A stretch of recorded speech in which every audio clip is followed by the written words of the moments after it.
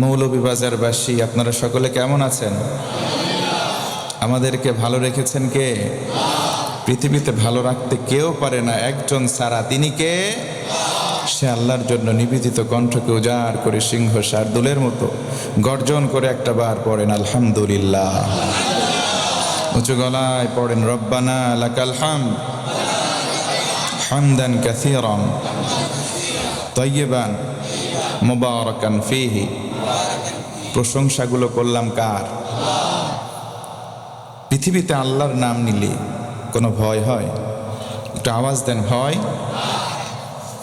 আমরা যে বসে আছি, আমরা সবাই আব্দ, আমরা বান্দা। আমাদের মালিককে এই জমিনে বসে আছি, জমিনটা হয়তো বা কোনো ব্যক্তি মালিকানাধীন, প্রকৃতার্থে এই জমিনের মালিককে আমরা আল্লাহ, জমিন আল্লাহ। এই জমিনে বসেছি, আল্লাহর বরত্ব ঘোষণা হবে। কোন রক্তচক্ষুর কাছে আমরা মাথা নত করব? আমাদের নামের শুরুতে বলা হয় আন্তর্জাতিক খ্যাতি সম্পন্ন মুফাসসিরে কোরআন। এগুলো বলবেন না। বাংলার জমিনে যদি কেউ আন্তর্জাতিক খ্যাতি সম্পন্ন মুফাসসিরে কোরআন থেকেই থাকতো, আমাদের মতো চুনোপুটি কেউ নয়, একমাত্র আল্লামা দেলাওয়ার হোসেন সাঈদী। কথা বলেন ঠিক কিনা? আন্তর্জাতিক খ্যাতি সম্পন্ন মুফাসসিরে কোরআন যেন তেন কোনো বিষয় নয়। আমরা হাতে গোনা মাত্র কয়েকটা দেশে সফর করেছি, আর তিনি বাংলাদেশের প্রায় 50, বাংলাদেশ নয় গোটা বিশ্বের প্রায় 50টা দেশের বেশি দেশে তিনি সফর করেছেন কোরআনের দাওয়াত নিয়ে। তা আন্তর্জাতিক খ্যাতি সম্পন্ন মুফাসসিরে কোরআন যদি কেউ হয়েই থাকে, আর কেউ নয় আমাদের কোরআনের বুলবুলি পাখি। কথা বলেন ঠিক কিনা? এই পর্যায়ে জানতে চাচ্ছি, আমার ভাষা বুঝতে কি অসুবিধা হচ্ছে? আপনাদের ভাষা মাশাআল্লাহ অনেক সুন্দর। আপনারা যখন কথা বলেন আঞ্চলিক ভাষায়, আমি বুঝতে পারি না, একটু কষ্ট হয়। আপনারা কেমন আছেন এটারে আপনারা কি বলেন? আপনি কিলা আছেন? ভালো আছেননি? জিও, মাশাআল্লাহ, আল্লাহু আকবার। এই যে ভাষার মধ্যে বৈচিত্র্যময়, এই যে ভিন্নতা, এটাই আল্লাহ পাকের সৃষ্টির নৈপুণ্য, কৌশলী আল্লাহ পাকের সৌন্দর্য। পড়েন সুবহানাল্লাহ। আমার বন্ধুগণ, গভীর মনোযোগ বাড়িয়ে দেন। আল্লাহ রাব্বুল আলামিন সুন্দর করে বলেন, ও পৃথিবীর গোলাম, সমস্ত প্রশংসার মালিক দুনিয়ার কেউ নয়, আমি একমাত্র আল্লাহ। বলেন আলহামদুলিল্লাহ। আল্লাহ রাব্বুল আলামিন বলেন, লাহুল হামদু ফিল উলা ওয়াল আখিরাহ ওয়া লাহুল হুকমু ওয়া ইলাইহি তুরজাউন। আমার আল্লাহ ডেকে ডেকে বলেন, ও বান্দারা, সমস্ত কাজের শুরুতে, প্রতিটা কাজের শুরুতে আমি আল্লাহর প্রশংসা করো, কাজের শেষেও প্রশংসা করো আমি আল্লাহ। আমরা যদি বলি কেন প্রশংসা করব, আল্লাহ বলেন, গোলাম, কারণ হলো লাহুল হুকমু, একমাত্র রাজত্বের মালিকানা আমি আল্লাহর। ও মুসলমান, বলেন তো রাজত্বের মালিক কে? আর জোরে বলেন কে? তাবারাকাল্লাযী বিয়াদিহিল মুলকু ওয়া হুয়া আলা কুল্লি শাইইন কাদির। বরকতময় সেই সত্তা যার হাতে ক্ষমতা। ও মুসলমান, কেউ যদি বলে সকল ক্ষমতার উৎস হলো জনগণ, এটা কুফরি কালাম। এই জন্য বলতে হবে সমস্ত ক্ষমতার মালিককে। আর জোরে বলেন কে? আল্লাহ আমার রব। ও মুসলমান ভাইয়েরা, বলেন তো এতে কোনো সন্দেহ আছে নাকি? আল্লাহ আমার রব, আল্লাহ আমার সব। আল্লাহ বলেন, গোলাম, কেউ যদি আমি আল্লাহকে বলে আল্লাহ তুমি আমার রব, ও আল্লাহ তুমি আমার সব, আল্লাহ বলেন, গোলাম আর দেরি করব না, সঙ্গে সঙ্গে 2টা পুরস্কার দেব। আল্লাহু আকবার। আল্লাহ রাব্বুল আলামিন বলেন, ইন্নাল্লাযীনা ক্বালু রাব্বুনাল্লাহু সুম্মা ইসতাকামু তাতানাজ্জালু আলাইহিমুল মালাইকা আল্লা তাখাফু ওয়া লা তাহজানু ওয়া আবশিরু বিল জান্নাতিল্লাতী কুনতুম তুআদুন। আরো জোরে বলতে হবে আল্লাহু আকবার। আল্লাহ রাব্বুল আলামিন বলেন, ও গোলাম, নিশ্চয় যারা বলবে আল্লাহ আমার রব, আল্লাহ তুমি আমার সব, আল্লাহ বলেন কথা বলে যদি টিকে থাকতে পারো, সুম্মাস্তাকামু, অটল থাকতে পারো, অবিচল থাকতে পারো, আর যদি হেলে না পড়ো, আমি আল্লাহ দুইটা পুরস্কার দেব। এক নম্বর পুরস্কার, তুমি যেদিন মারা যাবা। ও মুসলমান ভাইরা, বলেন তো আমাদের মরতে হবে, কোনো সন্দেহ আছে নাকি? আল্লাহ রাব্বুল আলামিন বলেন, ইযা জাআ আজালুহুম লা ইস্তাখিরুনা সাআতান ওয়া লা ইস্তাকদিমুন।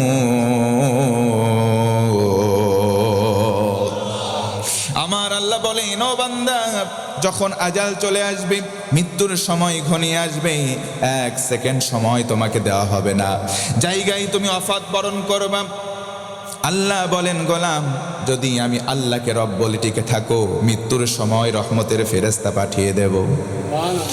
ওই ফেরেশতারা এসে বলবে, ও আল্লাহর বান্দা, লা তাখাফু ওয়ালা তাহজানু, কোনো চিন্তা নাই, কোনো ভয় নাই, ওয়া আবশিরু বিল জান্নাহ, জান্নাতের শুভ সংবাদ গ্রহণ করো। বান্দা যদি বলে, ফেরেশতা বলতো কোন জান্নাত, ফেরেশতা সুন্দর করে বলে দেবে, ওই জান্নাত আল্লাতী কুনতুম তুআদুন, ওই জান্নাত যেই জান্নাতের ওয়াদা তোমাদের রব ওই যে আলমে আরওয়াহা, রূহের জগতে করলেন, ওই জান্নাতের সংবাদ লও। তার মানে সব সময় প্রশংসা করতে হবে কার? আর জোরে বলেন কার? আল্লাহর প্রশংসা বাদে দুনিয়াতে আজকে মানুষের প্রশংসা আছে না নাই? অমুক নেতার চরিত্র ফুলের চাইতে পবিত্র, স্লোগান দিতে দিতে শেষে যায় এক প্যাকেট বিড়ি আর এক কাপ চা। কথা বলেন ঠিক কিনা? নেতার চরিত্র ভালো না, নিজের চরিত্র ভালো না, ওই নেতাই আবার যখন নেতৃত্বের স্থানীয় বসে চারিত্রিক সনদ দেয়, ওর নিজেরই চরিত্রের কোনো ঠিক নাই। কথা বলেন ঠিক কিনা? মুসলমান মনে রাখবেন, কোরআন দিয়ে যার জীবন শোধিত হয়, ওই জীবনের মধ্যে কোনো স্পট থাকতে পারে না। আওয়াজ দেন, কথা ঠিক কিনা? তাফসিরে ফি জিলালিল কোরআন, আল্লামা সাইয়্যিদ কুতুব শহীদ রহমাতুল্লাহি আলাইহি, তিনি তার তাফসিরের মুকাদ্দামা ভূমিকা অংশের মধ্যে উল্লেখ করেন, ফি জিলালিল কোরআন হিয়া নি'মাল্লাহ ওয়া হিয়া সালাস, কোরআনের ছায়াতলে কেউ যদি জীবন সঁপে দেয়, তার জন্য তিনটা নিয়ামত রয়েছে। এই তিনটা নিয়ামতটা আল্লাহ পাক পুরস্কার আকারে তুলে দেন। জোরে বলুন সুবহানাল্লাহ। এক নম্বর, তারফাউল উমর, যে ব্যক্তি কোরআনের নিচে এসে জীবনটা সঁপে দেবে, তার সম্মান আল্লাহ বাড়িয়ে দেবেন। সম্মান দেওয়ার মালিককে একটু জোরে বলেন না কে? আল্লাহ রাব্বুল আলামিন বলেন, وَتُعِزُّ مَن تَشَاءُ وَتُذِلُّ مَن تَشَاءُ بِيَدِكَ الْخَيْرُ।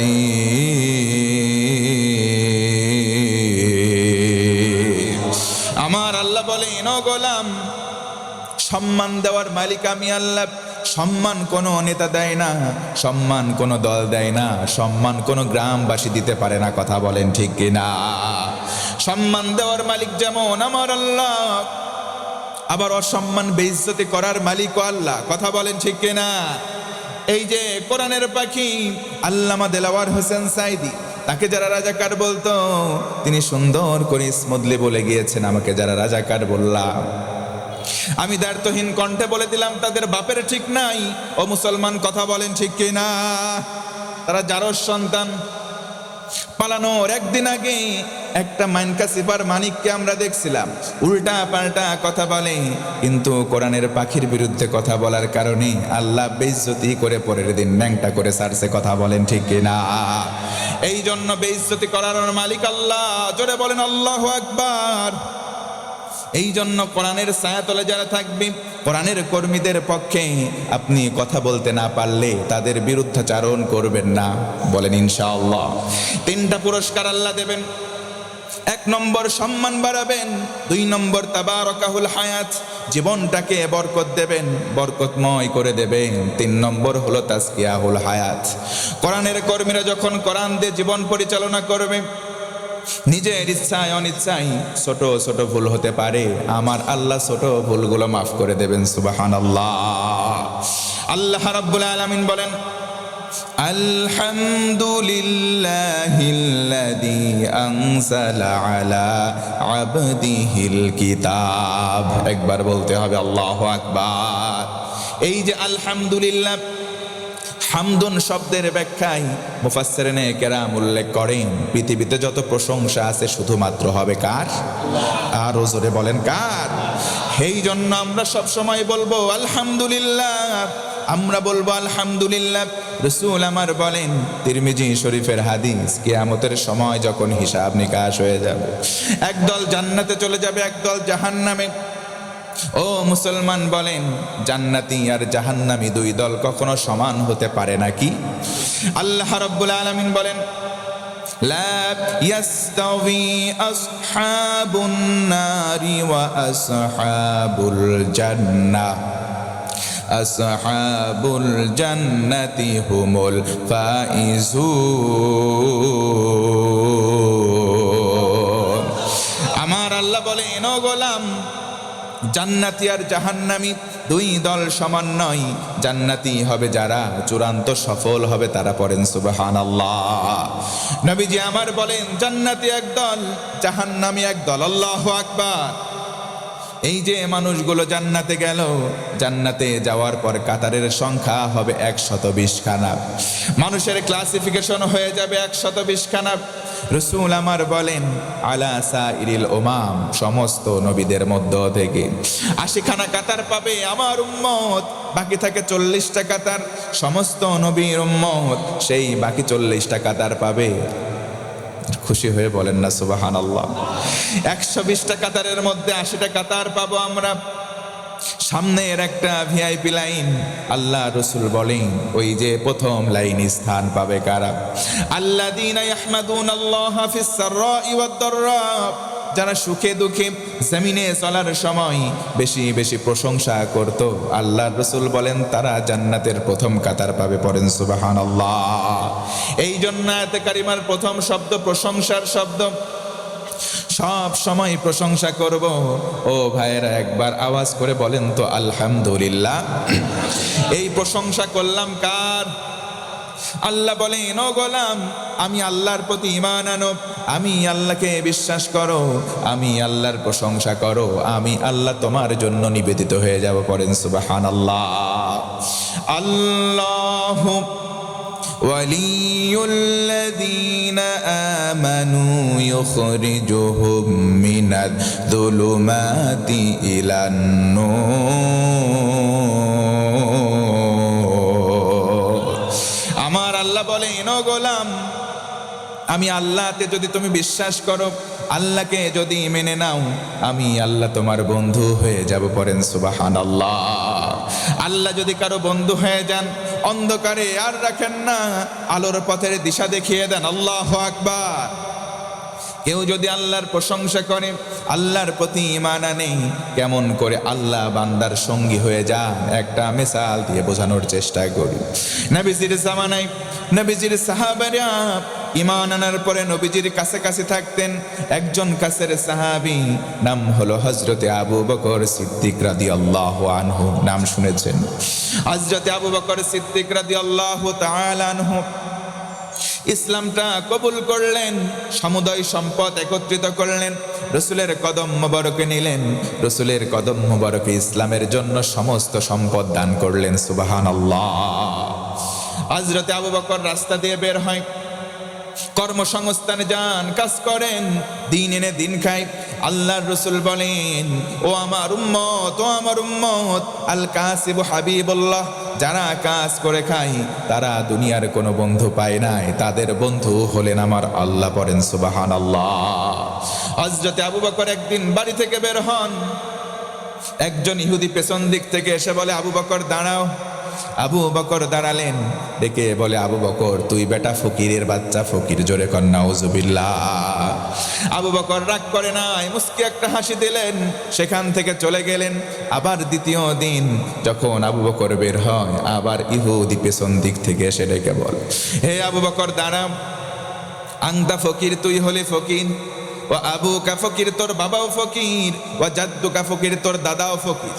আবু বকর মুস্কি হাসে। জোরে বলুন আল্লাহু আকবার।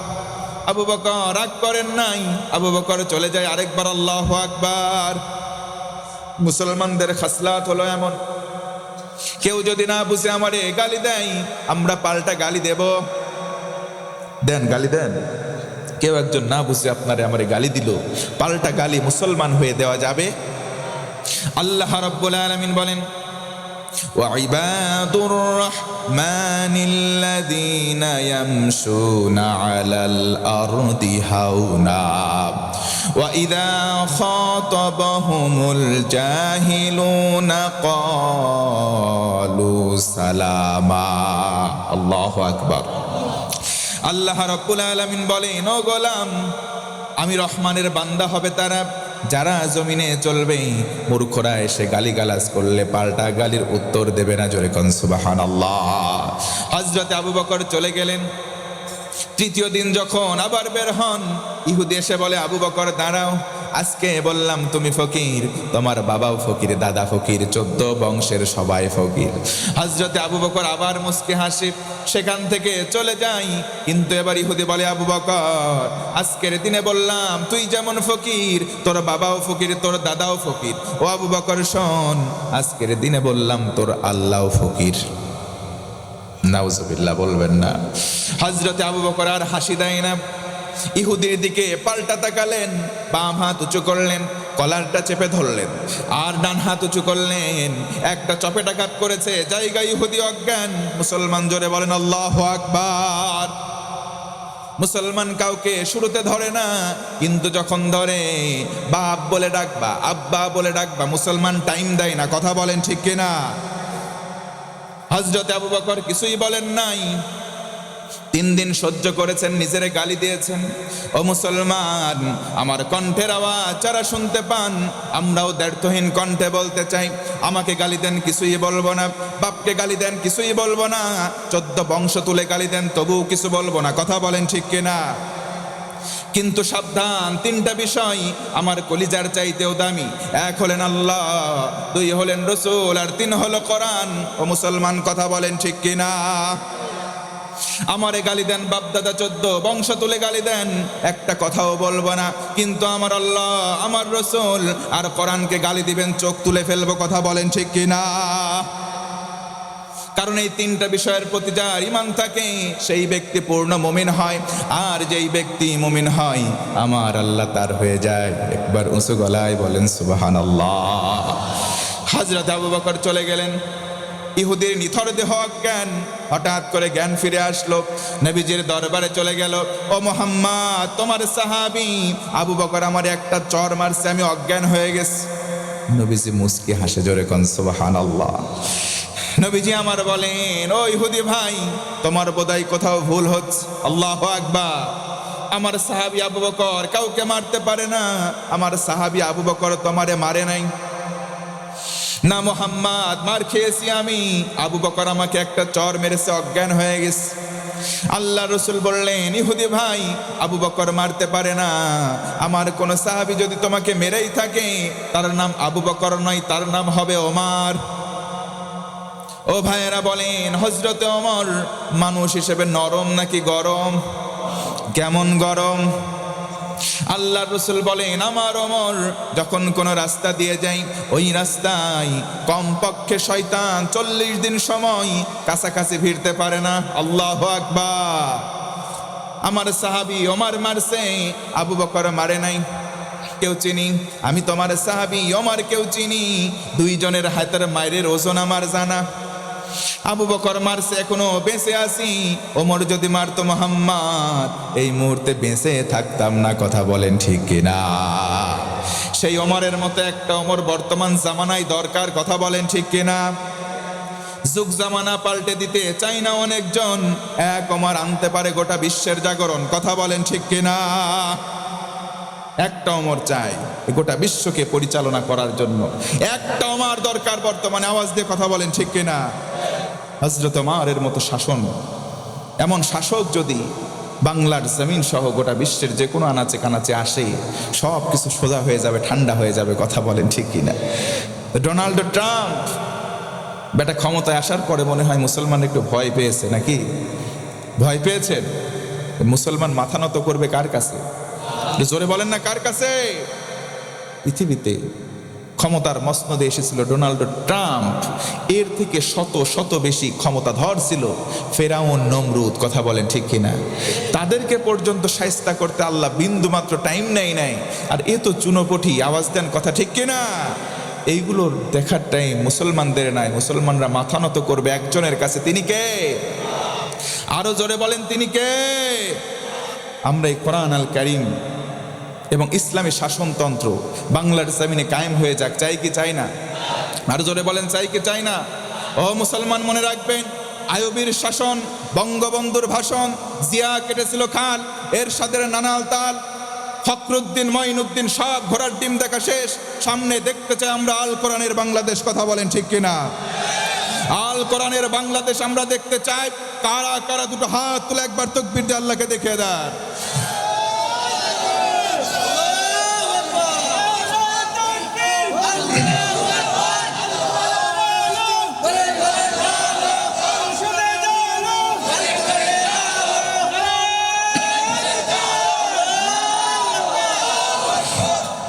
মাশাআল্লাহ, হাত নামান। আল্লাহ পাক আমাদের এই তাকবীরগুলোকে, আকাঙ্ক্ষাগুলোকে যেন কবুল করে নেয়, পড়ে না আমিন। এ পর্যায়ে জানতে চাচ্ছি ভাই, এতটুকুন সময় পর্যন্ত যে কথা বললাম, আমার উপরে কি আপনাদের রাগ হচ্ছে? কথা বুঝতে কি অসুবিধা হচ্ছে? ছোট্ট একটি আয়াতে কারিমা তেলাওয়াত করেছি। আমি আব্দুল করিম আরাবী আবার উল্টো পাল্টা কথা বলতে পছন্দ করি না। সরাসরি একটা গাইডলাইন যেহেতু আমাদের সামনে আছে, এখান থেকে কথা বললে কি কোনো সমস্যা হবে? তাহলে এই অথেন্টিক বই থাকার পরেও অন্য জায়গা থেকে কথা বলার সময় আমাদের দেওয়া চলবে না। কথা বলেন ঠিক কিনা? তিরমিজি শরীফের হাদিস, রাসূল আমার বলেন, মান ক্বালা বিহি সাদাকা, যে ব্যক্তি কোরআন থেকে কথা বলে সে সত্যবাদী। সুবহানাল্লাহ বলবেন না? ওয়ামান হাকামা বিহি আদালা, কোরআন থেকে যারা বিচার করবে তারা ন্যায় বিচারক। ওয়ামান আমিলা বিহি উজরা, নবীজি বলেন কোরআনের আমল যারা করবে তাদেরকে আল্লাহ কোনো মাধ্যম বাদে নিজ কুদরতে হাতে পুরস্কার দেবেন। নবীজি অন্য হাদিসে বলেন, আল কোরআন হুজ্জাতুল লাকা ওয়া আলাইক, এই কোরআন তোমার পক্ষে না হয় বিপক্ষে কাল কিয়ামতের দিন সাক্ষী দেবে। সুবহানাল্লাহ পড়েন। মান দাআ ইলাইহি হাদা, কোরআনের দিকে যারা মানুষদেরকে ডাকে তাদেরকে আল্লাহ হেদায়েতের উপর অটল রাখেন। ফাকাদ হুদিয়া ইলা সিরাতিম মুস্তাকিম, এই কোরআনের আহ্বানে যে ব্যক্তি সাড়া দেবে, বলবে আমি কোরআন পড়ব, কোরআন বুঝবো, আর কোরআন দিয়ে জীবন গড়ব, আল্লাহর হাবিব বলেন ওই ব্যক্তিদেরকে আমার আল্লাহ সিরাতে মুস্তাকিম দান করবেন। সুবহানাল্লাহ। সিরাতে মুস্তাকিম আমরা সবাই চাই। প্রত্যেক দৈনন্দিন জীবনে 5 ওয়াক্ত নামাজে প্রতি রাকাতে আমরা পড়ি ইহদিনাস সিরাতাল, জোরে বলেন ইহদিনাস সিরাতাল। অনেক যুবক আছে নামাজ পড়ে না, মোবাইল নিয়ে বসে আছে, টিপ টিপ টিপ টিপ টিপ টিপ, মার মার, পাবজি আর ফ্রি ফায়ার গেম খেলে। আছে না নাই? জোরে বলেন আছে না নাই? রাস্তাঘাটে বসে আছে, অমক করতেছে তমক করতেছে, কানের মধ্যে তার ঢুকায় আছে, রাস্তায় দাঁড়িয়ে আছে, দেখে কোনটা খাম্বা কোনটা মানুষ বোঝাই যায় না। এর কান দিয়েও তার বের হয়ে আছে, ওর খাম্বার কান দিয়েও তার বের হয়ে আছে, কোনটা কারেন্টের খাম্বা কোনটা মানুষ নামক খাম্বা টের পাওয়া যায় না। ও যুবক ভাইয়েরা কথা বলো, আছে না নাই? আজকে তো যুবকদের আমাদের কাছে ফোন করে বলে, হুজুর আমরা কি করব, শীত চলে যাচ্ছে, মাগার বাড়ি থেকে বিয়ে দেয় না। শীত চলে যাচ্ছে, বিয়ে দেয় না, 500 টাকা দিন ইনকাম করি, বিয়ের প্রস্তাব দিলাম, বলে সরকারি চাকরি নাই বেটা, তোর বিয়ে নাই। আছে না নাই? একটু আওয়াজ দেন, আছে না নাই? সরকারি চাকরি নাই, বিয়ে নাই, রাস্তা দিয়ে হেঁটে যায়। আগের জামানায় শুনতাম মেয়ে মানুষ রাস্তা দিয়ে হাঁটলে ছেলেরাই প্রিজিং করত। আর বর্তমান 2025 সাল, ডিজিটালাইজেশন এতটা উন্নয়ন সাধন করছে, এখন রাস্তা দিয়ে একটা পুরুষ হেঁটে যাওয়ার সময় মেয়ে 3টা 4টা থাকলে ওরাই প্রিজিং করে ছেলেকে কাট করে ফেলে। কথা বলেন ঠিক কিনা? মেয়েরা বলে, ছেলে বেশি ভাব নেবেন না, হাতটা ধরো না, কেন চোখের ভাষা বোঝো না? এরাও চালাক হয়ে গেছে, পিছন দিক থেকে চেয়ে বলে, তুই চেয়ে থাকিস কেন, কি কবি ক, তুই কইলেই তো আমি কব। পেছন থেকে বলতেছ, হ ওরা সব পারে, দেখছেন? এই জন্য তো এদের বিয়ে হচ্ছে না। সরকারি চাকরি নাই আর বিয়ে নাই। বিয়ে আছে কোথায়? সরকারি চাকরি আছে যেথায়। সরকারি চাকরি করে একটা লোক, 50 ঊর্ধ্ব যার বয়স, 3টা বউ চলে গেছে বা মারা গেছে, 16 অথবা 18 বছর বয়সী তরুণী একটা রমণীকে বিয়ের প্রস্তাব দেওয়া হলো। মেয়েও রাজি হয়ে যায়, মেয়ের মাও রাজি হয়, মেয়ের খালা ফুপু 14 গোষ্ঠী রাজি হয়ে যায়। বিয়ে হয়ে যাচ্ছে, একটা অনুমতি চাই, একটু কথা বলবো, গোপন কথা, অনুমতি দেওয়া যাবে? কিছু মনে নেবেন না। 50 ঊর্ধ্ব যার বয়স একটা তরুণী রমণীর সঙ্গে বিয়ে হলো। আরে ভাই, 50 বছর যার বয়স হয়ে গেছে, আমি আমার ভাষায় বলি তার ব্যাটারি তো অর্ধেক এমনি ডাউন। কথা বলেন ঠিক কি না? কিছুদিন যখন অতিবাহিত হয়, চার্জার দিলেও আর চার্জ ওঠে না, মানে ব্যাটারি ফুল ডাউন। কথাটা শুনতে তিক্ত লাগলেও কথা বাস্তব এবং সত্য। ঠিক ওই সময় ওই তরুণী রমণী মেয়েটা, 16 বা 18 যে তরুণী রমণী মেয়েটা, তার যে চাহিদা আছে, এই চাহিদা মেটানোর জন্য বর্তমানে পরকীয়া প্রেমে সে লিপ্ত হচ্ছে। রাসূল আমার এই জন্য বলেন আর দাইয়ুস। দাইয়ুস শব্দটা মুজাক্কার, পুলিঙ্গ। দাইয়ুস কোনো মেয়ে মানুষ নয়। দাইয়ুস হবে তারা, মেয়ের বাপ হবে যারা, মেয়ের ভাই হবে যারা।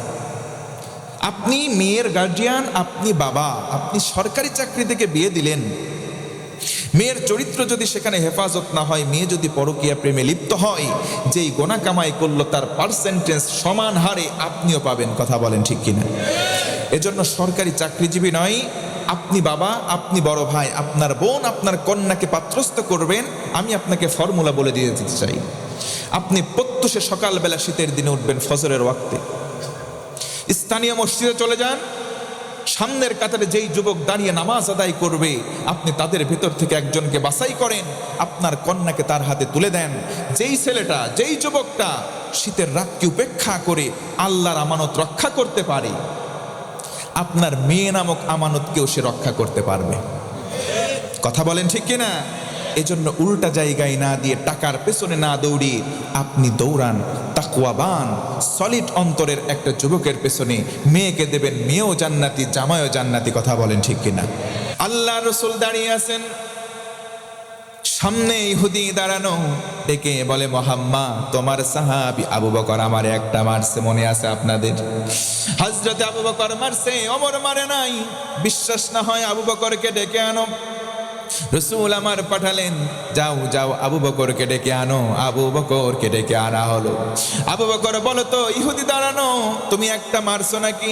নাম ইয়া রাসূলুল্লাহ, একটা আঘাত করেছি, আমার জন্য করি নাই, আল্লাহরে ফকির বলে গালি দিয়েছে, এই জন্য মেরেছে। রাসূল আমার বললেন, ও ইহুদি ভাই, তুমি কি জানো না আল্লাহ ফকির হতে পারে না? ওয়া আনতুমুল ফুকারা ইলাল্লাহ, আল্লাহ বলেন দুনিয়ার সবাই ফকির, একমাত্র গনি, একমাত্র ধনী।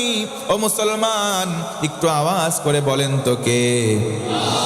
আমার রাসূল বলেন, ও ইহুদি ভাই, আল্লাহ হলেন ধনী, আল্লাহ হলেন গনি, আমরা সবাই ফকির, আল্লাহরে কেন তুমি ফকির বলে গালি দিতে গেলা? ইহুদি জায়গায় দাঁড়িয়ে বলে, ও মুহাম্মদ, আবু বকর মিথ্যাবাদী। ও মুসলমান, বলেন তো আবু বকর মিথ্যা বলতে পারে? আরো জোরে বলেন, পারে? আবু বকর মিথ্যা বলতে পারেন না, কারণ তার নাম শুধু আবু বকর নয়, তার নাম আবু বকর সিদ্দিক। আবু বকর মিথ্যা বলেন না। এবার ইহুদি ডেকে বলে, মুহাম্মদ সাহাবী তোমার মিথ্যাবাদী। আবু বকর, তুমি নাকি মেরেছো? হ্যাঁ মেরেছি, একটা মেরেছি। আল্লাহকে ফকির বলেছে, সহ্য করি নাই। আমি আমার কলিজার চাইতে আল্লাহ রাসূল আর কোরআনকে ভালোবাসি, আমরাও ভালোবাসি। কথা বলেন ঠিক কিনা? একটা মেরেছি ইয়া রাসূলুল্লাহ, যদি দোষ হয় শাস্তি দেন, শাস্তি মাথা পেতে নেব। রাসূল আমার বললেন, কোরআন দিয়ে বিচার হবে। আবু বকর এখানে দাঁড়াও, ইহুদি ভাই তুমিও দাঁড়াও, কোরআন দিয়ে বিচার করব। আবু বকর, তুমি স্বীকার করেছো একটা আঘাত করলে আর কোনো সাক্ষী লাগবে না, কিন্তু ইহুদি এখনো স্বীকার করে না, আল্লাহকে গালি দিয়েছে। অতএব আবু বকর, তুমি একটা সাক্ষী নিয়ে আসো তোমার পক্ষে। আবু বকর ডেকে বলে, ইয়া রাসূলুল্লাহ, আমরা দুইজন বাদে আর তৃতীয় কোনো মানুষ ছিল না, আমার পক্ষে কোনো সাক্ষী নাই, অতএব আপনি আপনার অনুযায়ী, আপনার কোরআন অনুযায়ী বিচার করেন। রাসূল আমার কিসাসের বিধান করে দিলেন। একটা চর মেরেছো, সাক্ষী আনতে পারো নাই, সোজা হয়ে দাঁড়াও, একটা চর খাওয়া লাগবে। আল্লাহু আকবার। অন্যান্য সাহাবায়ে কেরামের মন খারাপ হয়ে গেল। আবু বকর অপরাধ করেন নাই, না করেও একটা চর খাবে। আবু বকরের চোখটা বন্ধ হয়ে গেল। মস্তক অবনত চিত্তে আবু বকর রাদিয়াল্লাহু আনহু দাঁড়িয়ে চোখ দিয়ে দরদর করে পানি পড়ে। আল্লাহকে ডেকে বলে, আল্লাহ, কোনো অপরাধ করি নাই, তোমার ভালোবাসা জাগ্রত হয়েছে, বিবেকটা নাড়া দিয়েছে, তোমার মহাব্বতে একটা মেরেছে। ও আল্লাহ, আমি তো দুনিয়ার কোনো স্বার্থে মারি নাই, দুনিয়ার সময় এমন, আমি সাময়িক সময় অপমানিত হচ্ছি, তোমার কাছে বিচার দিলাম, সঠিক বিচার চাই। কোন সুবহানাল্লাহ। আবু বকর দাঁড়িয়ে রইলেন, চক্ষু বন্ধ, মস্তক অবনত, ইহুদির মুখের মধ্যে হাসি। এক চর দুই চর মারবে, এক ধাপ দুই ধাপ আগাই, হাত উঁচু করেছে। আমার আল্লাহ আরশে আজিমে বসে নাই। ডেকে বলে, ও জিবরিল, তাড়াতাড়ি যাও, তাড়াতাড়ি আমার হাবিবের কাছে যাও, আবু বকরের শাস্তিটা দ্রুত বন্ধ করো। জোরে আল্লাহু আকবার। সূরা আলে ইমরান 181 নম্বর আয়াত আল্লাহর হাবিবের কাছে নাজিল হলো। সঙ্গে সঙ্গে রাসূল আমার বললেন, ইহুদি তাড়াতাড়ি দাঁড়িয়ে যা। এই ইহুদি বেটা, তোর মারার কোনো এখতিয়ার নাই, তাড়াতাড়ি যেই জায়গায় দাঁড়িয়ে আছিস ওখানে দাঁড়িয়ে পড়। আল্লাহু আকবার। আবু বকরের দুনিয়ায় কোনো সাক্ষী নাই। ওই ইহুদি ভাই আবু বকরের পক্ষে আমার আল্লাহ আরশে আজিম থেকে নিজেই সাক্ষী দিয়ে দেয়। এই জন্য সবসময় প্রশংসা করব কার? ঈমান আনবো, ঈমানটাকে নবায়ন করব, আল্লাহর সঙ্গে মহাব্বত বাড়াবো। কথা বলেন ঠিক কিনা? আল্লাহ রাব্বুল আলামিন বলেন, মান তাবা ওয়া আমানা ওয়া আমিলা আমালান সালিহান ফাউলাইকা ইউবাদদিলুল্লাহু সাইয়্যাতিহিম হাসানাত।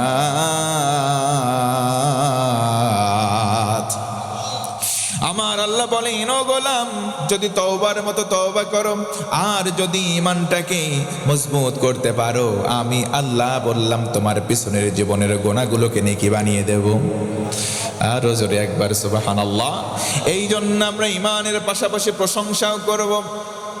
এখন যদি বলি, আল্লাহ কেন প্রশংসা করব? আল্লাহ বলেন, আমার বান্দার প্রতি আমি কিতাব নাজিল করলাম, এই কিতাবের মধ্যে কোনো আড়ষ্টতা নাই। এবার আসেন মুসলমান, ইওয়াজা শব্দের ব্যাখ্যার দিকে যায়। আল্লাহ বলেন, কোনো রকম গোপনীয়তা নাই, গোপনীয়তা মুক্ত একটা কিতাব যিনি নাজিল করলেন, ও মুসলমান বলেন, সেই সত্তাটার নাম কি? আরো জোরে বলেন, আরো একবার বলেন। আল্লাহর নাম নিতে কি ভয় হয়? এ মুসলমান, ভয় হয়? ভয় করা যাবে না। পৃথিবীতে একমাত্র আল্লাহর নাম একটু সাহসিকতার সঙ্গে নেন। আল্লাহর নাম নিলে কাফেরদের কলিজার ভিতরে থরথরে কাঁপুনি শুরু হয়ে যায়। কথা বলে ঠিকই না? জন্য আল্লাহর নাম নিতে কোনো ভয় নয়, কোনো ডাউট নাই, কোনো সংশয় নয়। আল্লাহর নাম নেব সিংহর শার্দুলের মতো আওয়াজ দিয়ে বলেন আল্লাহু আকবার। আল্লাহ বলেন, ওয়ালাম ইয়াজআল লাহু ইওয়াজা, আমার বান্দার প্রতি এমন একটা কিতাব দিলাম যার মধ্যে কোনো আড়ষ্টতা নাই। ইওয়াজা শব্দের তাফসীর করতে গিয়ে দেখলাম প্রধানত 10 কারণে এই কোরআনের মধ্যে কোনো গোপনীয়তা, বক্রতা নাই। জোরে বলুন সুবহানাল্লাহ। কয়টা কারণ? আরো জোরে বলেন। আপনাদের যদি পাওয়ার না থাকে আমি আলোচনা শেষ করে দেব। আওয়াজ আছে? শীত তো মোটামুটি বেশি নাই, কম আছে। 10টা কারণ একটু বলে শেষ করি আজকে।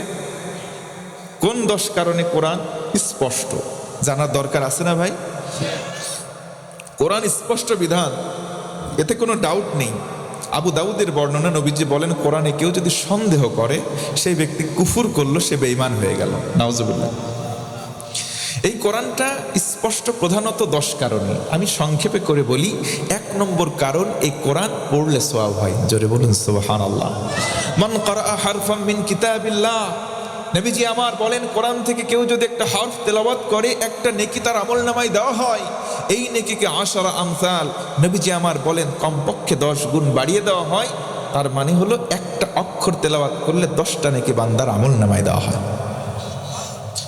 আমার বন্ধুগণ, গভীর মনোযোগ বাড়ান। কোরআনুল কারীম কেন স্পষ্ট? কোরআনুল কারীম পড়লে সওয়াব হয়, 2 নম্বর কারণ। আর 3 নম্বর কারণ, হযরত উসমান রাদিয়াল্লাহু আনহু থেকে বর্ণিত হাদিস। আল্লাহর নবীজি বলেন, খায়রুকুম মান তাআল্লামাল কুরআনা ওয়া আল্লামা।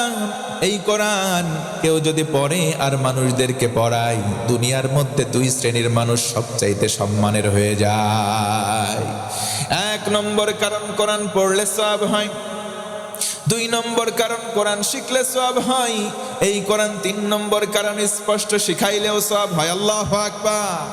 ও মুসলমান, আজকে কোরআন প্রত্যেকটা মানুষের ঘরে ঘরে অন্তত একটা করে কপি আছে না নাই? কোরআনের কপি আছে, কিন্তু কোরআনের তেলাওয়াত নাই। কোরআনের তেলাওয়াত না থাকলে অনেক ঘর এমন আছে, সকাল যখন হয়ে যায় মিউজিকের মধ্যে চালু করে দেয়, গান বাজনা বাজে, সকাল হয় মানুষের খারাপ কাজ দিয়ে কথা বলেন আছে না নাই? অথচ উচিত ছিল কোরআনের আওয়াজ দিয়ে সকালটা হওয়া। বাংলার জমিনে এমন সময় ছিল যেই সময় সকাল হতো মানুষের গুনগুন তেলাওয়াত দিয়ে। আজকেও যদি সেই সোনালী সমাজ আমরা ফিরে পেতাম, সোনালী সমাজ ফিরে পাওয়ার সঙ্গে সঙ্গে আল্লাহ রব্বুল আলামিনের রহমতের ফোয়ারা বাংলার জমিনে আসতো। কথা বলেন ঠিক কিনা? এই কোরআন আল কারীম স্পষ্ট, এই কোরআন আল কারীমের মধ্যে বক্রতা নাই, প্রধানত 10 কারণে। আরেকবার আওয়াজ করে বলেন কয় কারণ? এক নম্বর কারণ কোরআন পড়লে সওয়াব হয়, দুই নম্বর কারণ কোরআন শিখলে সওয়াব হয়, তিন নম্বর কারণ কোরআন শিখাইলেও সওয়াব হয়। জোর গলায় একবার বলতে হবে সুবহানাল্লাহ। চার নম্বর কারণ হলে কোরআন শুনলে লাভ হয়। চার নম্বর কারণ হলো মুসলমান, কোরআন শুনলে সওয়াব হয়। কথা বলেন ঠিক কিনা? আল্লাহ রাব্বুল আলামিন বলেন, وَإِذَا قُرِئَ الْقُرْآنُ فَاسْتَمِعُوا لَهُ وَأَنصِتُوا لَعَلَّكُمْ تُرْحَمُونَ।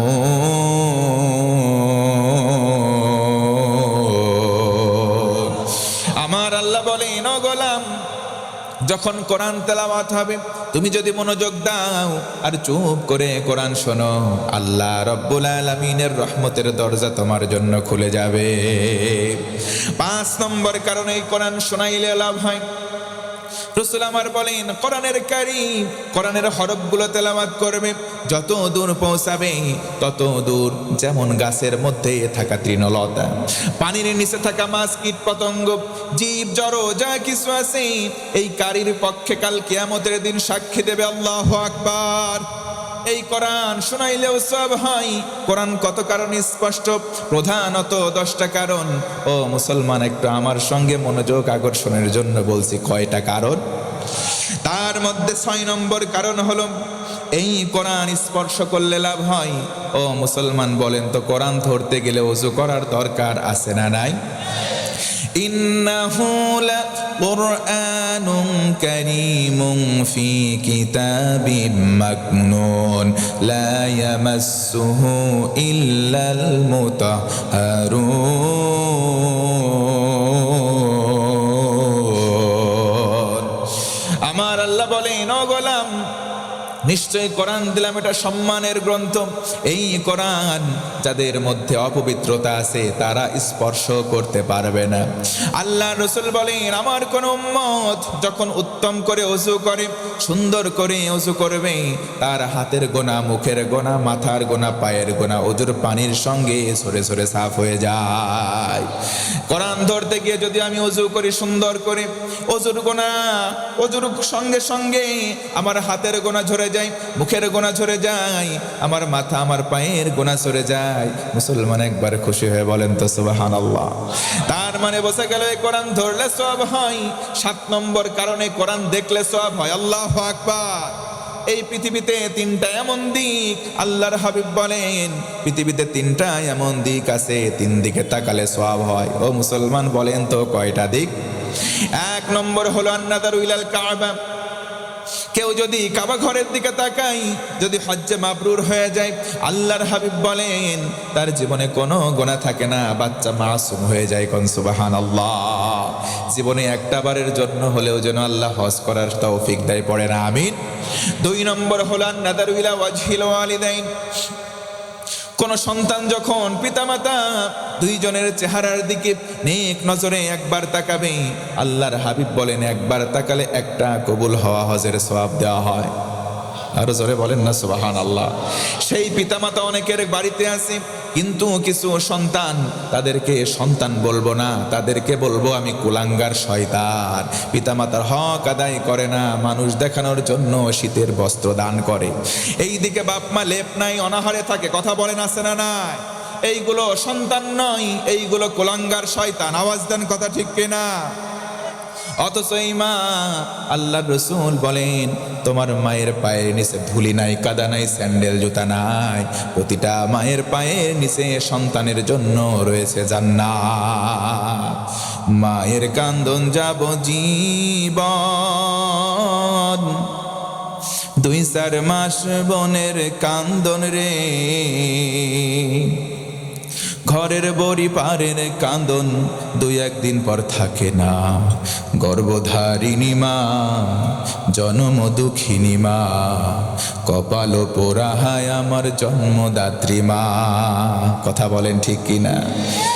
আল্লাহ রাসূল বলেন, ও আমার উম্মত, হুমা জান্নাতুকা ওয়া নারুক, মা বাবা তোমার জান্নাত, না হয় মা বাবা তোমার জাহান্নাম। এই জন্য দুয়ের সঙ্গে ভালো আচরণ করবো ইনশাআল্লাহ।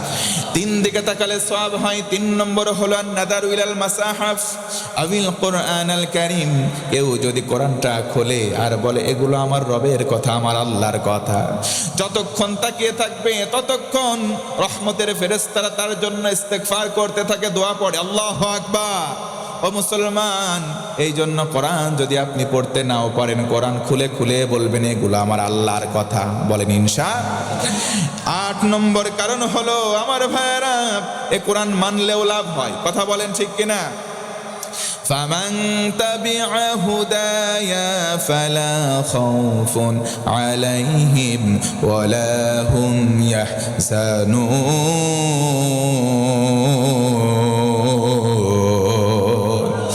এই কোরআনটাকে যারা হেদায়েতের মাধ্যম মানবে, কোরআনটা শোনার পরে মেনে নেবে, আমার আল্লাহ বলেন গোলাম তার জীবনে কোনো ভয় নাই, তার কোনো চিন্তা নাই, আমি আল্লাহ তার সব কিছু সহজ করে দেব। একটু জোর গলায় বলেন না আল্লাহু আকবার। 9 নম্বর কারণ হলে কোরআন দিয়ে মানুষদেরকে উপদেশ দিলেও লাভ হয়। আল্লাহু আকবার। আল্লাহ রাব্বুল আলামিন বলেন, ফাযাক্কির বিল কুরআনি মান ইয়াখাফু ওয়াঈদ। আল্লাহ রাব্বুল আলামিন বলেন, কোরআন দিয়ে মানুষদেরকে উপদেশ দাও, যাদের কলিজায় আল্লাহর ধমকের ভয় আছে তাদের কলিজায় কাজ হবে। ও মুসলমান বলেন তো, আল্লাহকে আমরা ভয় করি কি করি না? আরো জোরে বলেন, করি কি করি না? আল্লাহ রাব্বুল আলামিন বলেন, ও গোলাম, যদি আমি আল্লাহর ভয় তোমার কলিজার মধ্যে থাকে, আমি আল্লাহ দুনিয়ার কোনো মানুষকে তোমার সঙ্গী বানাবো না।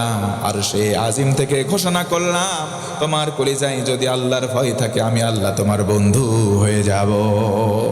ওয়া'লামু আন্নাল্লাহা মা'আল মুত্তাকিন।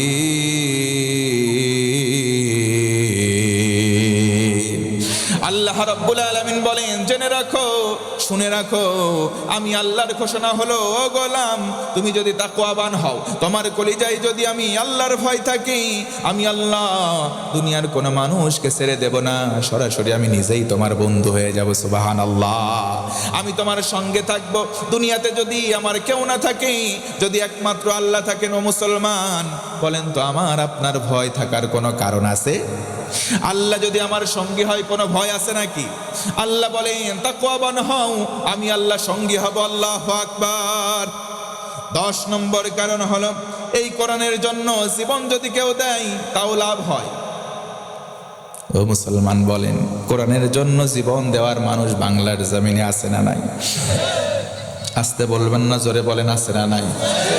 এই কোরআনের জন্য জীবন দেওয়ার মানুষ বাংলার জমিনে আছে না নাই? কোরআনকে ভালোবেসে জীবন দিয়েছে উৎসর্গ করে অনেকে। আল্লাহ বলেন, এই কোরআন ওয়ালাম ইয়াজআল লাহু ইওয়াজা, কোনো আড়ষ্টতা নাই, বক্রতা নাই। 10th and ফাইনাল 10ম কারণ হচ্ছে, এই কোরআনের জন্য জীবন যদি কেউ দেয় তার লাভ হয়। জোরে কোন সুবহানাল্লাহ। এই কোরআনের জন্য জীবন দিয়েছে মানুষগুলো বাংলার জমিনে হাজারে হাজার। কোরআন প্রিয় মানুষের রক্তে রক্তিম হয়েছে সাতক্ষীরার মাটি, রাজশাহীর মাটি, বীর চট্টলার মাটি, কথা বলেন ঠিক কিনা? ঢাকা সহ গোটা বাংলার জনপদ আওয়াজ দিয়ে কথা বলেন ঠিক কিনা? আজও যদি প্রয়োজন হয়, কোরআনের জন্য, ইসলামের জন্য, ইসলামী আন্দোলনের জন্য আরেকটা বার বুকের তাজা রক্ত ঢেলে দিতে হবে। ও মুসলমান, দেখতে চাই কারা কারা রাজি আছেন, দুটো হাত তুলে আল্লাহকে দেখান।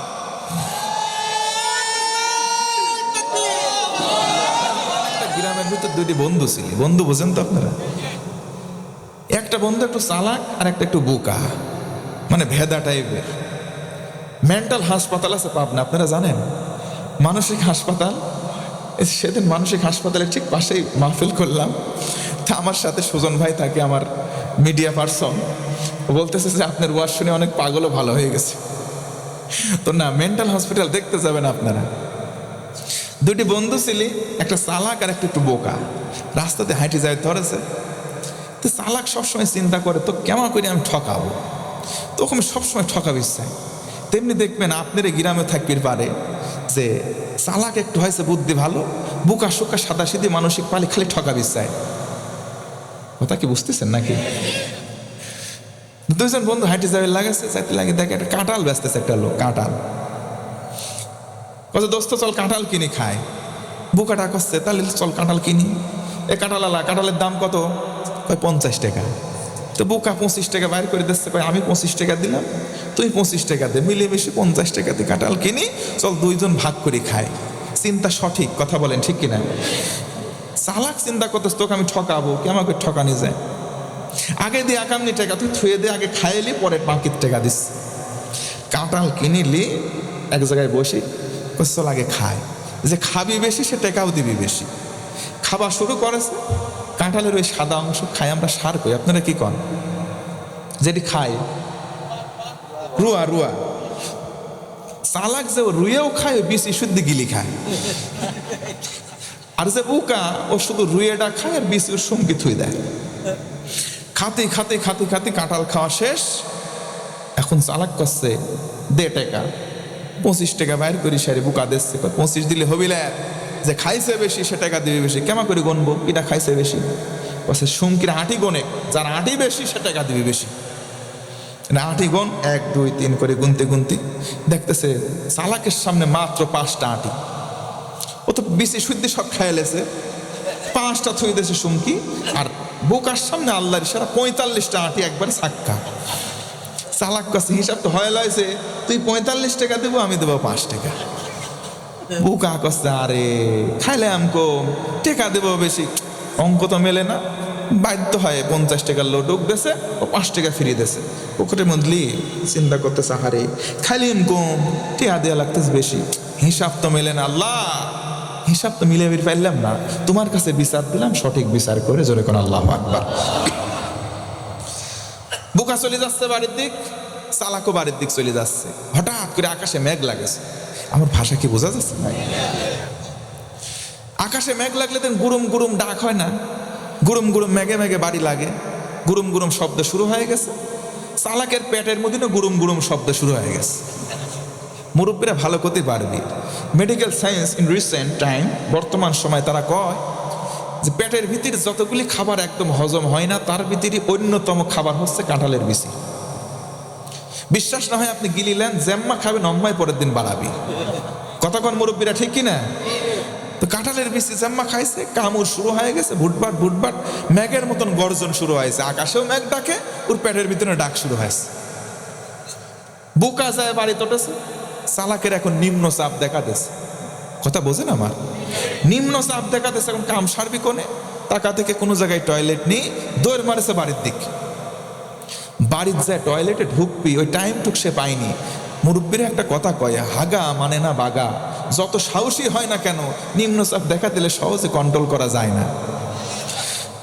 দেখতেছে কিরে, বাড়ির সামনে চলে গেছে, বাড়ির বাইরে ছিল একটা মাছি, তরকারির মাছির নিচে বসে আরামসে থেকে কেউ নেই, কাম সারেস। কাম সারি ঘরের ভিতরে গেছে, অলার হয়ে গেছে। ও বউ, ক্লান্ত হয়ে পড়েছি, খবরদার সারা রাত ডাক তুলে, এখন শুইলাম ঘুম পারবো। সাটপাট হয়ে শুয়ে পড়েছে, আর সারা রাত মুষলধারে বৃষ্টি। সকালবেলা ওর বউ এবার উঠেছে, উঠি দেখে মিনসি তো গতকালকে বাজারও করে নাই, চাল টাল কিচ্ছু কেনে নাই, তরি তরকারি। দেখেছে কটা চাল পাতিলের নিচে রয়েছে, চাল কটালি ভাত নান দিই, তরকারি কোন পাবো, মিনসি তো কাল বাজার করিনি। এরম অম্মা মিনসি অনেকে আছে না, যে বউ খায় কি না খায় বাজার করে না, এরকম তো একটা মিনসে আছে না ভাই? বউ তখন চিন্তা করলে দেখি তো মাসির পাশ যায়, মাসির যায় দেখি তো কোনো তরি তরকারি আস নাকি, লাউ কদু চিচিঙ্গি, ঝাঁকে হাতে করি বাইরে গেছে, যায় দেখে লাউ নি কদু নি কিচ্ছু নি, সেটা মনটা খারাপ হয়ে গেল, কিচ্ছু নি, চলে আসতেছে, আসপিল লাগি এখন চোখ গেছে ওই যে নিচি, যায় দেখে এক পুটলা এরকম কাঁঠালের বিচে পড়িলাস। আরে ভাই সারা রাত বৃষ্টির পানি সব মশলা ধুয়ে গেছে, বিচিগুন ভাসি আছে, তুলিলি করছে বাবা বাবা লে যায় ভাতে দেশে সেদ্ধ করেছে, সেনা করেছে ভর্তা করে ভাতে ওর সাথে সাজা ঠালে। ঘুমের তেন উঠিও বিসমিল্লাহ ছাড়াই চোখ ডলতে ডলতে 2 প্লেট ভাত খাওয়া শেষ। হঠাৎ করে চিন্তা হইলে কি রে, এবছর তো আমি কাঁঠালি কিনি নেব, এই কাঁঠালের বেশি কোনে পালু কসে খাও আর শুক্রিয়া আদায় করো। ভাই কে, আমি তো এবছর কাঁঠাল কিনি, তুই বিসি কোন পালো আগে তাই কর। কসে তুমি তরকারিও কেননি, বাজারও করনি, মাসিদ গেছিলাম তরকারি আনতে, যাই দেখি মাসি তো সেটা কিচ্ছু নেই, চলি আসবির লাগি দেখি মাটির পর অনেকগুলি এই কাঁঠালের বিসি পড়িল হয়েছে, তুলিলি আসি ভাতে দি সেদ্ধ করে ভর্তা করে দিছি, খাও আর শুক্রিয়া আদায় করো আল্লাহ। ওর খাওয়া বন্ধ হয়ে গেছে, ওয়া থু করে মুখের মধ্যে সব ফেলা দিই, আসমানের দিক তাকা করছে, আল্লাহ এক জিনিস তুমি আমাকে আর কয়বার খাওয়াবে? মুসলমান ভাইয়ের, আমি হাসির খোরাকে দিচ্ছি না, যারা মানুষকে এইভাবে হিংসা করে ঠকাতে চান, আল্লাহ সিস্টেমেটিক ওয়েতে নিজের পায়খানা খাইয়ে আপনাকেই এভাবে ঠকায়। আওয়াজ দিয়ে কথা বলেন ঠিক কিনা? এই জন্য বুদ্ধি কম পেয়ে নির্বোধ মানুষগুলো, সাদাসিধে মানুষগুলোকে যারা আজকে নেতৃত্বের আসন নিয়ে বোকা বেনে ধোকা দিতে চায়, ধোকা দিয়ে বোকা বানাতে চায়, তারা যেন ধোকা দিয়ে বোকা বানাতে পারে না, কারণ নিজের পায়খানা তারা খায়, তারা টেরও পায় না। কথা বলেন ঠিক কিনা? এই জন্য হিংসা মুক্ত একটা জিন্দেগি আমরা চাই কি চাই না? জোরে বলেন চাই কি চাই না? আল্লাহ যেন আমাদের হিংসা মুক্ত, পারস্পরিক কাতরতা মুক্ত একটা জিন্দেগি দান করে, পড়ে না আমিন। আপনারা কি রাগ হয়ে গেলেন? কষ্ট পাচ্ছেন? আর যদি আমি 15টা মিনিট আলোচনার জন্য চেয়ে নেই, দেওয়া যাবে? এই যে বললাম আল্লাহর জন্য, কোরআনের জন্য নিবেদিত হয়ে যারা জীবন দেয়, তাদের জন্য পুরস্কার যেন কয়টা? 6টা। কয়টা? আলহামদুলিল্লাহ, প্রশংসা করলাম, প্রশংসার একটু ব্যাখ্যা করলাম। ওখানে আব্দুলের ব্যাখ্যায় গেলে লম্বা সময় ছিল, গেলাম না। শেষ শব্দ আইওয়াজার ব্যাখ্যায় গেলাম, 10টা পয়েন্ট বললাম। এবার আসুন 10th পয়েন্টে আল্লাহ বললেন যারা জীবন দেয় কোরআনের জন্য, তাদেরকে রসুলের মাধ্যমে জানালেন 6টা পুরস্কার। ও মুসলমান, একটা জিনিস জেনে রাখবেন, রসুল মুখ দিয়ে যে কথাটাই বের করেন, সেই কথাটা রসুলের নয়, কথাটা কার? আরো জোরে, ওয়ামা ইয়ানতিকু আনিল হাওয়া ইন হুয়া ইল্লা ওয়াহয়ুন ইউহা। জোর গলায় বলুন আল্লাহু আকবার। আমার বন্ধুগণ মনোযোগ বাড়ায় দেন। কেউ যদি কোরআনের জন্য নিবেদিত হয়ে জীবনটা উৎসর্গ করে দেয়, আল্লাহর রাসূল বলেন 6টা পুরস্কার নগদে আমার আল্লাহ দান করে দেয়। 1 নম্বর পুরস্কার হলো আল্লাহর গোলাম। যেই ব্যক্তি কোরআনের জন্য, ইসলামের জন্য নিবেদিত হয়, ইসলামী আন্দোলনের জন্য জীবনটাকে উৎসর্গ করে দেয়, রক্তের প্রথম ফোঁটা মাটিতে পড়ার সঙ্গে সঙ্গে তার জীবনের গুনাহ আল্লাহ মাফ করে দেয়। শুধু তাই নয়, যেই ব্যক্তি জীবন দেয়, জীবনের গুনাহ মাফ হয়ে যায়, জান্নাতে কোন জায়গায় অবস্থান করবে আমার আল্লাহ রব্বুল আলামিন ফেরেশতাকে মাধ্যম করে জায়গাটা দেখিয়ে দেয়। 2 নম্বর পুরস্কার হলো কবরে যে অবস্থা, এই কবরের মধ্যে প্রশ্ন থেকে আমার আল্লাহ তাকে হেফাজত করেন। ও মুসলমান, বলেন কবরের মধ্যে প্রশ্ন কয়টা? এই 3টা প্রশ্নের যারা জবাব দিতে পারবে, আল্লাহর রাসূল বলেন 4র্থ প্রশ্ন করা হবে। বলা হবে এই তথ্যগুলো তুমি কোথায় পেয়েছো? তাকে বলা লাগবে আমি কোরআন পড়ে পড়ে এই তথ্যগুলো পেয়েছি, বলেন সুবহানাল্লাহ। 3 নম্বর পুরস্কার হলো কেউ যদি কোরআনের জন্য নিবেদিত হয়ে জীবন উৎসর্গ করে, আমার আল্লাহ তার হাসরের বিপদ থেকে রক্ষা করবেন, জোরে বলুন সুবহানাল্লাহ। 4 নম্বর হলো দামি একটা নূরের এমন একটা মুকুট পরিয়ে দেওয়া হবে, যে মুকুট চকমক চকমক করে জ্বলতে থাকবে।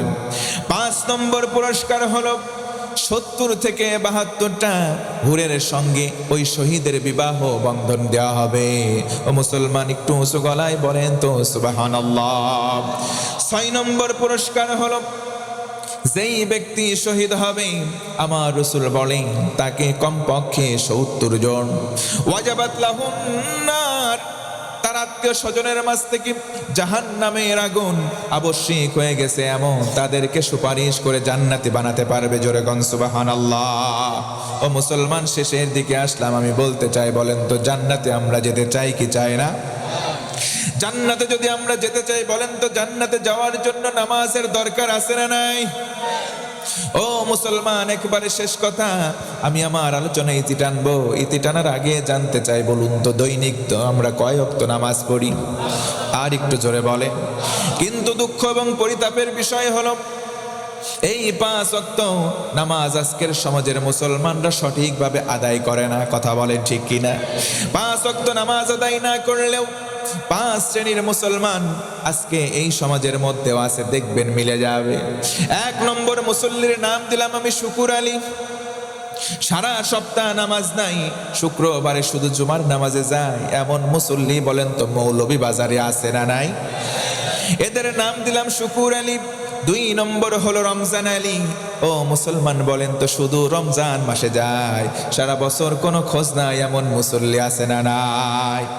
এদের জ্বালাই নিয়মিত যারা মুসল্লি হয়, রমজান মাসে আসলে তাদের জ্বালাই সামনের কাতারে তারা জায়গা পায় না। কথা বলেন ঠিক কিনা? 3 নম্বর মুসল্লির নাম হলো বরাত আলী। সবে বরাতে যাই, একবার এই মসজিদে 2 ঠোকর, আর এক মসজিদে দিয়ে যাই 2 ঠোকর। পেছন দিক থেকে দেখলে মনে হয় মুরগি ধান ঠুকিয়ে ঠুকিয়ে খাচ্ছে। 4 নম্বর মুসল্লির নাম হলো কদর আলী। সবে কদরে যাই, সারা বছর খোঁজ নাই। 5 নম্বর হলো ঈদ আলী। শুধুমাত্র 2 ঈদের নামাজে যায়, সারা বছর নামাজ পড়ে না, আছে না নাই? কেমন করে ঘুমাও তুমি, কেমন করে ঘুমাও তুমি, ফজর করে কাজা, এমনও তো হতে পারে জোহরে জানাজা তোমার, এমনও তো হতে পারে জোহর পর জানাজা। ও যুবক, তোমাকে বলছি, ফজর নামাজ পড়ো নাই, তুমি ঘুমের বিছানায় মত্ত। তোমার যদি সকাল না হয় তুমি মারা গেলা, জোহরের নামাজের পর তোমার জানাজা হবে। তার মানে যদি তুমি ঘুমিয়ে গেলা নামাজ বাদে, ঘুম ভাঙলে হবে তোমার সকাল, আর যদি ঘুম না ভাঙে তাহলে সরাসরি হবে পরকাল। কথা বলেন ঠিক কিনা? অনেক মুরব্বী আছে 5 ওয়াক্ত নামাজ পড়ে না, তাকে যদি বলা হয় মুরব্বী বলেন তো মাগরিবের নামাজ কয় রাকাত, মুরব্বী বলবে জানি না। এমন মুরব্বী 2-1টা আছে না নাই? যদি বলা হয় মুরব্বী ওই যে বিলের খাতে তোমার না একটু জমি আছে, মুরব্বী বলবে আছে, মানে জমির দাগ নাম্বার এত, পর্সা নাম্বার এত, খতিয়ান নাম্বার এত, স্পষ্ট বলে দেয়, কিন্তু মাগরিবের নামাজের রাকাত বলতে পারে না। তাদেরকে বলবো মুরব্বী মুরব্বী, আপনার থামার সময় আসছে। কথা বলেন ঠিক কিনা? জমির নাম দিয়ে জান্নাত পাওয়া যাবে না। কথা বলেন ঠিক কিনা? নামাজ পড়তে হবে কয় ওয়াক্ত? ফি জান্নাতি ইয়াতাসাআলুনা আনিল মুজরিমিন মা সালাকাকুম ফি সাকার ক্বালু লাম নাকু মিনাল মুসাল্লিন। আল্লাহ রাব্বুল আলামিন বলেন, জান্নাতীরা জান্নাতে চলে গেল, জাহান্নামীরা জাহান্নামে। জাহান্নামী কিছু আত্মীয় স্বজনকে জান্নাতীরা দেখবে, দেখার পরে একে অপরকে বলবে, ওই যে দেখো আমার ভাই, ও ভাই জাহান্নামে কেন? তারা বলবে লাম নাকু মিনাল মুসাল্লিন, দুনিয়ার জমিনে নামাজ আমরা আদায় করতাম না, এই কারণে জাহান্নামে আসলাম। জাহান্নামে যাওয়ার কারণ, প্রথম কারণ তারা বলবে সাকর নামক জাহান্নামে আসলাম বেনামাজি হওয়ার কারণে। এই জন্য মুসলমান বলেন তো নামাজ পড়ার দরকার আছে না নাই? কয় ওয়াক্ত? আরো জোরে বলেন। আল্লাহ রাসূল বলেন, ও উম্মত, জান্নাতে যাবা, জান্নাতে তালা দেওয়া থাকবে। ওই জান্নাতের তালা খোলার জন্য একটা চাবি লাগবে, চাবির নাম হলো, আরো জোরে বলেন, কিয়ামতের দিন সর্বপ্রথম নামাজের হিসাব নেওয়া হবে। এই জন্য নামাজ আমরা অনেকে পড়ি, আবার ভোটের সময় আসলে নেতাদের নামাজ বেড়ে যায়। আসরের নামাজ অনেক সময় নেতা ওযু বাদেও 2 থেকে 3 বার পড়ে। কথা বলেন আছে না নাই? আমাদের পাবনা জেলায় আছে, আপনাদের সিলেট বিভাগে আছে কি ভাই? নেতা যখন ভোটে দাঁড়ায় দেখবেন নেতা ভোটের জন্য টুপি পরে, সারা বছর টুপিওয়ালাদের বিরুদ্ধাচারণ করে। কথা বলেন ঠিক কিনা? এমনও কথা বলে কোরআনের সাথে রাজনীতির কোনো সম্পর্ক নাই। তেমন কথা আছে না নাই? আমি বলবো বেটা তুমি এমন মুসলমান, কপাল পোড়া মুসলমান, আমি স্পষ্ট বলবো বেটা তোর কোরআনের সাথেই সম্পর্ক নাই। যদি কোরআনের সাথে তোর সম্পর্ক থাকতো তোর কলিজা দিয়ে এই কথা বের হওয়ার সাহস পেত না। কথা বলেন ঠিক কিনা? আল্লাহ রসুলের সুন্নত, অনেকগুলো সুন্নতের মধ্যে অন্যতম সুন্নত হলো 10 বছর কোরআন দিয়ে রাষ্ট্র পরিচালনা করা। জোরে কোন আল্লাহু আকবার। তুমি সুন্নত শুধু খাবার পরে মিষ্টি খাওয়া সুন্নত মানবে বেটা, তুমি স্বার্থবাজ, তুমি তেলবাজ, তুমি হলা সুযোগ সন্ধানী মুসলমান। কথা বলেন ঠিক কিনা? মুসলমান শুধু পাগড়ি পরার নাম সুন্নত মানা নয়, মাঝে মধ্যে না খেয়ে থাকার নামও সুন্নত। কথা বলেন ঠিক কিনা? এই জন্য আল্লাহ রসুলকেও আমরা মহব্বত করব। শুধু তাই নয়, আমরা এইদিকে আল্লাহকে খুশি করার জন্য নামাজ আদায় করব। কয় ওয়াক্ত? ফাওয়াইলুল লিল মুসাল্লিন, ওই সমস্ত মুসল্লিদের জন্য আল্লাহর পক্ষ থেকে ওয়াইল, আল্লাহর পক্ষ থেকে দুর্ভোগ।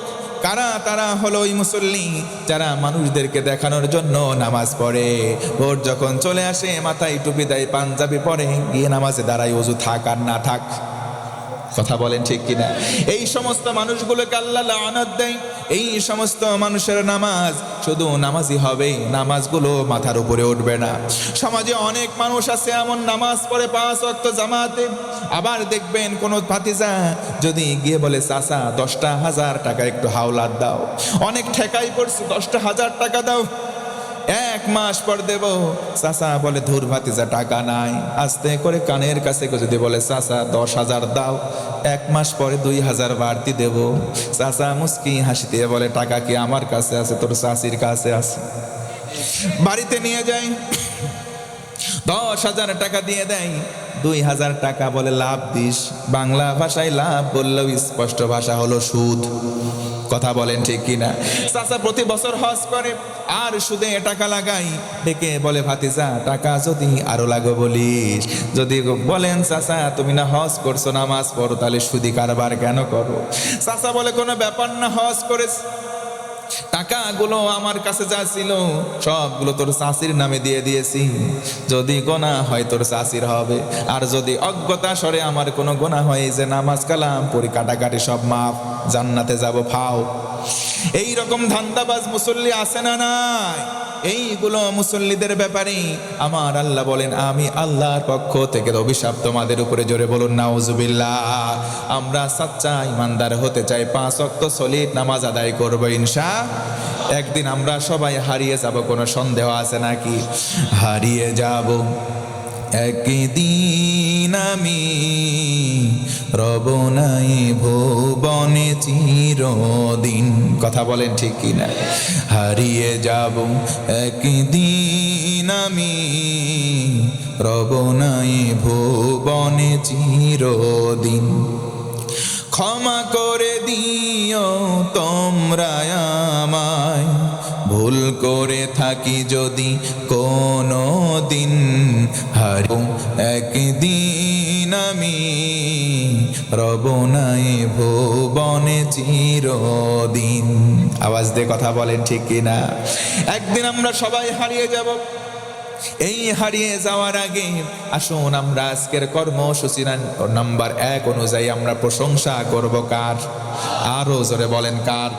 2 নম্বর আমরা রসুলের ইতাআত করব ইনশাআল্লাহ। 3 নম্বর কোরআন, আমরা কোরআনটাকে আমাদের আপাদ মস্তক জীবনের মধ্যে মেনে নেব ইনশাআল্লাহ।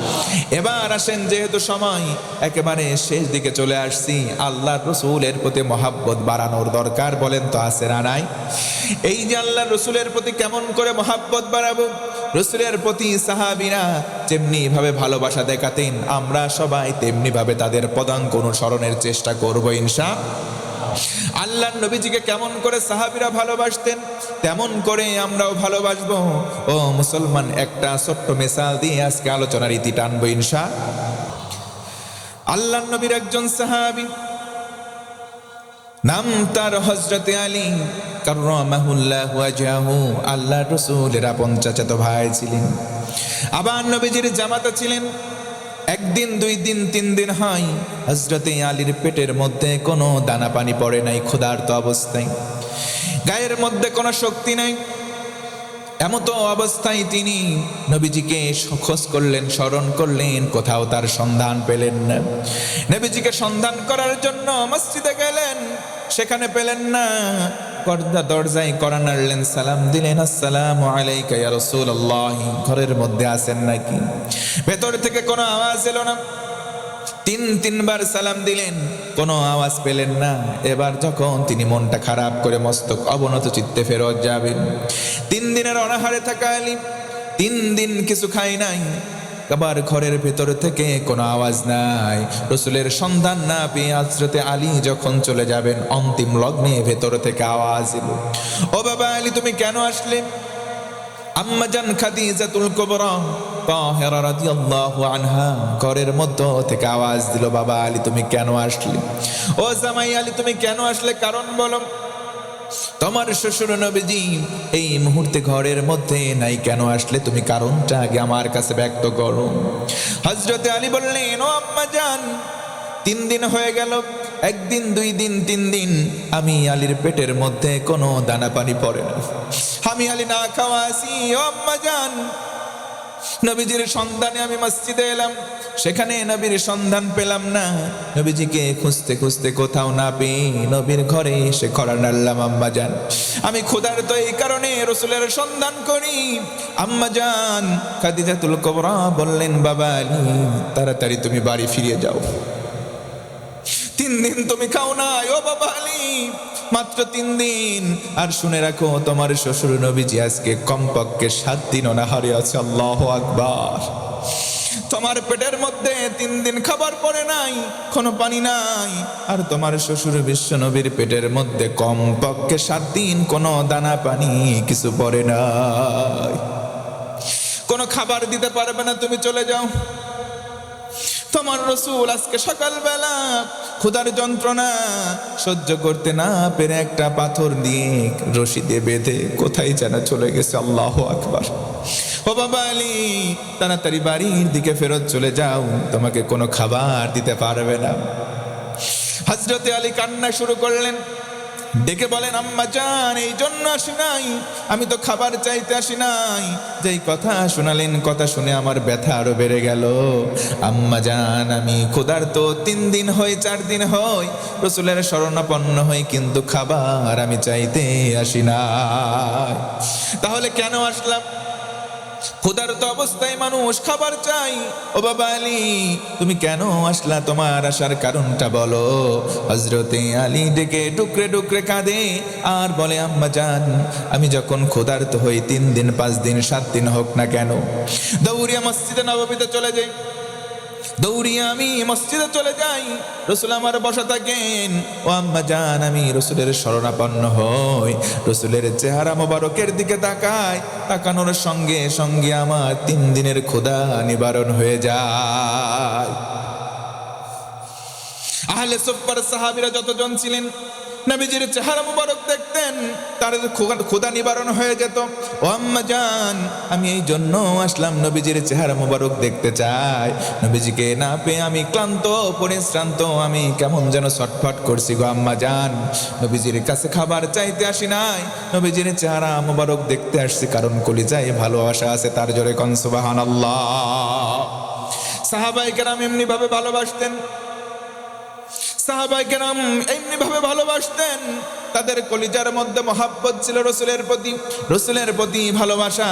এত একাগ্র চিত্তে থাকার কারণে তারা নবীজির চেহারা মোবারক দেখে ক্ষুধা নিবারণ হয়ে যেত। বলুন সুবহানাল্লাহ। ও মুসলমান, বলেন তো, সেই রাসূলকে মহাব্বত করার দরকার আমাদের আছে না নাই? আল্লাহ রাসূল বললেন, সাহাবীদের সামনে নিয়ে কয়েকজন সাহাবী বসা, রাসূল আমার বসে আছেন, কিছু নসিহত প্রদান করছেন। পেছন দিক থেকে একজন সাহাবী আসলেন, রসুলের কাছাকাছি বসলেন, বললেন মাতাস-সাআতু ইয়া রাসূলুল্লাহ, নবী বলেন তো কিয়ামত কবে হবে? আপনারা কি বিরক্ত হচ্ছেন? আল্লাহ রসুল বলেন তো কিয়ামত কবে হবে? আল্লাহ রসুল বললেন মা ইস্তাদাত লাহা, ওরে আমার সাহাবী বলো তো কিয়ামতের জন্য তোমার প্রস্তুতি কেমন? কিয়ামত সহজ কোনো দিন নয়, কঠিন দিন। আল্লাহ রাব্বুল আলামিন বলেন আল ইয়াউমা নাখতিমু আলা আফওয়াহিহিম ওয়া তুকাল্লিমুনা আইদিহিম ওয়া তাশহাদু আরজুলুহুম বিমা কানু ইয়াকসিবুন।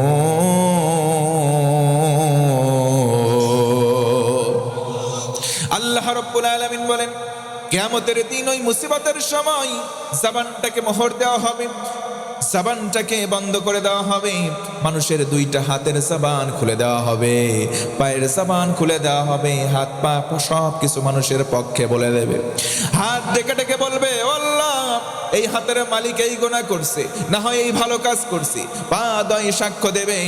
রাসূল বললেন সাহাবী বলো তোমার কিয়ামতের জন্য কেমন প্রিপারেশন আগে বলো। তুমি কি জানো না কিয়ামতের দিন মা সন্তানকে ভুলে যাবে, ভাই তার ভাইকে দেখে পালাবে। ইয়াউমা ইয়াফিরুল মারউ মিন আখিহি ওয়া উম্মিহি ওয়া আবি ওয়া সাহিবাতিহি ওয়া বানি, স্বামী তার স্ত্রীকে দেখে পালাবে, স্ত্রী তার স্বামীকে দেখে পালাবে। ওই বিভীষিকাময় মুহূর্তের জন্য তোমার প্রিপারেশন কেমন আগে বলো। সাহাবী বললেন তেমন কোনো প্রস্তুতি নাই, লা কাসীরিম মিনাস সালাত, তেমন কোন নফল নামাজ পড়ি নাই, ওয়ালা মিন সাওমিন, তেমন কোন সিয়াম পালন করি নাই, ওয়ালা মিন সাদাকাতিন, তেমন দান করি নাই। ওয়ালাকিন্নী ইয়া রাসূলুল্লাহ, তবে নবীজি ইন্নী উহিব্বুল্লাহ ওয়া রাসূলাহু, আমি আমার কলিজার চাইতে বেশি আল্লাহ এবং রাসূল এই দুইজনকে মহব্বত করি, এই দুইটা পুঁজি ছাড়া আমার কোনো পুঁজি নাই। আল্লাহ রাসূল বললেন আর কোনো টেনশন নাই, ও আমার প্রাণের সাহাবী, আর কোনো ভয় নাই। দুনিয়াতে যার সাথে যার মহব্বত তার সাথেই তার কিয়ামত। যদি কিয়ামত ভালো মানুষের সঙ্গে হয় সরাসরি হবে জান্নাত। কথা বলেন ঠিক কিনা? মান আহাব্বা সুন্নতি ফাকাদ আহাব্বানি ওয়া মান আহাব্বানি কানা মাই ফিল জান্নাহ। রাসূল আমার এই জন্য বললেন আমার উম্মতিরা শোনো, যদি দুনিয়ায় আমি রাসূলের সুন্নতকে ভালোবাসো, এর মাধ্যমে যদি আমি রাসূলের কাছে কাছে হতে চাও, আমি রাসূল বললাম আমি আর তুমি জান্নাতে দুইটা আঙ্গুলের মতো পাশাপাশি থাকবো। জোরে কোন সুবহানাল্লাহ। যেন রাসূলের মহব্বত আমাদের কলিজায় ধারণ করার, লালন করার দরকার আছে না নাই? মুসলমান একটু আওয়াজ দিয়ে বলেন আছে না নাই?